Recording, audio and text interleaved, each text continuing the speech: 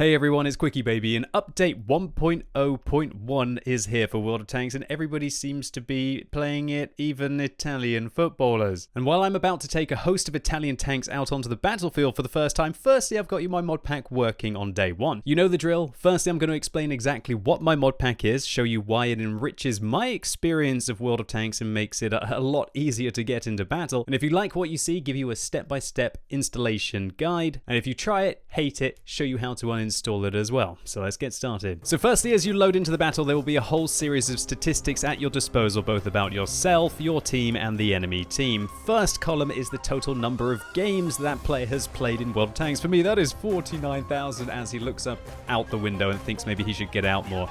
My WN8, what is WN8? That is a rough indicator of player skill, but it's got a lot of issues with it, including not taking into account assistance damage, so take it with a pinch of salt. And also the final column is the overall win ratio of that player on their account, and that can give you an idea of how influential they can be in the battle.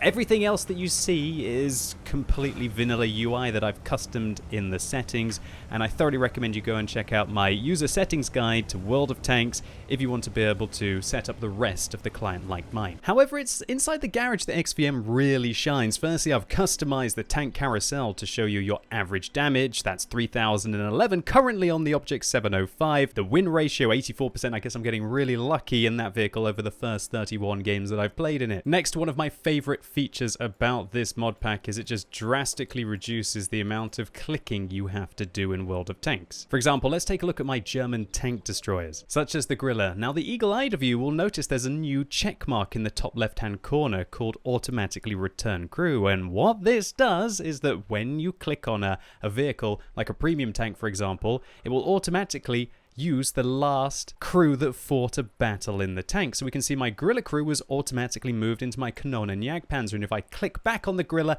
it does the same thing. One thing that absolutely utterly infuriates me is constantly trying to find binoculars and camo nets for your tank. By clicking, you find you don't have any, then you have to find which tank you last put it on, take it off, then put it on, then get the crew. It's just far too much clicking. My mod pack uses the last equipped equipment on the vehicle. So for example, if I click on the E25, we can see the binocular telescope and the camonet are automatically equipped. And if I want to go over to the Scorpion, well, I don't have any demountable equipment there, but maybe on the Kruppstahl Waffenträger, there you go, binoculars and camonet instantly on the vehicle. And that's really something that I think that Wargaming should frankly just implement as standard, and I don't know why they do. I guess they just want you to buy maybe 50 binocular telescopes, right? However, one thing that Wargaming have just done for this patch is they have removed the ability to buy premium rounds and consumables for gold. And so that makes the gold protection that my mod pack was doing redundant, but don't think that I'm going to stop calling these gold rounds, because after all we really have here is just a couple more clicks to be able to see how much it costs to buy a premium consumable, and wow, 25 gold. I wouldn't be buying them for gold, that's for sure. Next, inside the service record, the mod pack gives you a whole load of extra colors and statistics about your tank, so you can see which vehicles you're performing best in, especially compared to the rest of the World of Tanks population. And you'll also be able to see how many games you have to win in a row to advance to the next win percentage average on your overall account, or alternatively,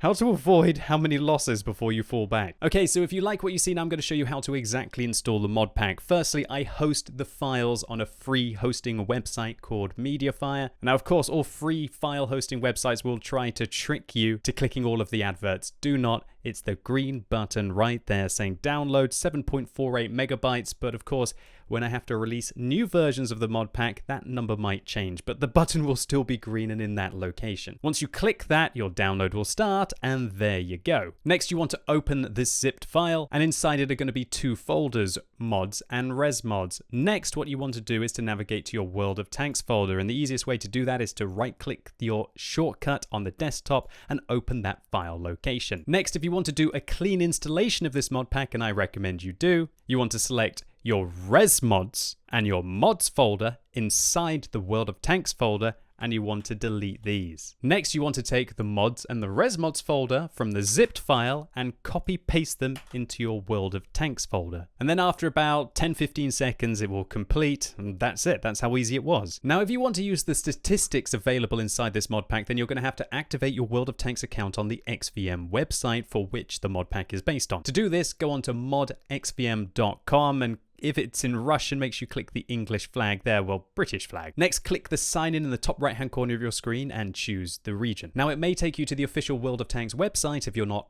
already logged into it, and it will ask you to enter your account details, and World of Tanks will then share your account information with XVM, but not any of your private information like your password, for example. Next, when you're back on the XVM website, you want to click Activate Services and Update Statistics. Next, you want to click the Settings button near the Logout and change the rating scale to WN8 for which I have based this mod pack on. And you can also customize lots of settings here, and you can have whichever country's flag you want if you want to show people where you're from. Now, if you've performed all of these steps correctly, the next time you log in, there will be a green status in the bottom right hand corner of your screen saying XVM 7.6 and then whatever version if I update it in the future for the duration of this patch. And if the status is not green or you're not seeing this, then you've performed one or more of these steps incorrectly, and I recommend you go back and rewatch the video. However, let's say you absolutely hate the mod pack and you absolutely despise it and you want to get rid of it as quickly as you can. How can you do that? Well, firstly, navigate back to your World of Tanks folder, go inside your ResMods folder,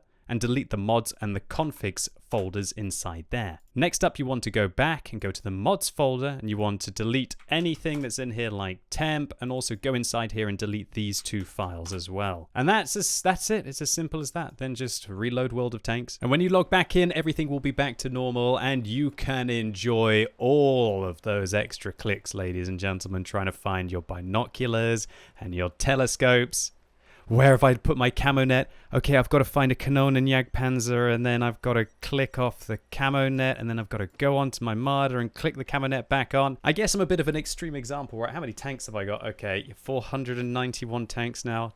Do I have a problem? I think I might. But nevertheless, I hope you enjoy it, if you choose to use it, of course. And if you do, I'd appreciate it if you give this video a thumbs up, and also feel free to let your friends and clanmates know if they're looking for a streamlined mod pack that provides the essentials and doesn't over clutter their game. And that's about it, ladies and gents. I'm off to go and now play the Italian medium tanks on stream. I have to admit, I free experienced my way towards the Pantera because I thought that it would be a really good idea to showcase tier 4 to tier 8 for you tonight on stream, so I can give you my recommendation as to where I'd like to start in the tech tree. Oh, and finally, I'd also like to say, if Wargaming update their game, quite often they specifically change the game files to break mod packs. And if that happens, then just come back to this YouTube channel, see if there's a new version that's been updated since the patch date, and repeat the steps. And as always, thank you so much for watching. You've been epic, and hopefully I'll see you soon.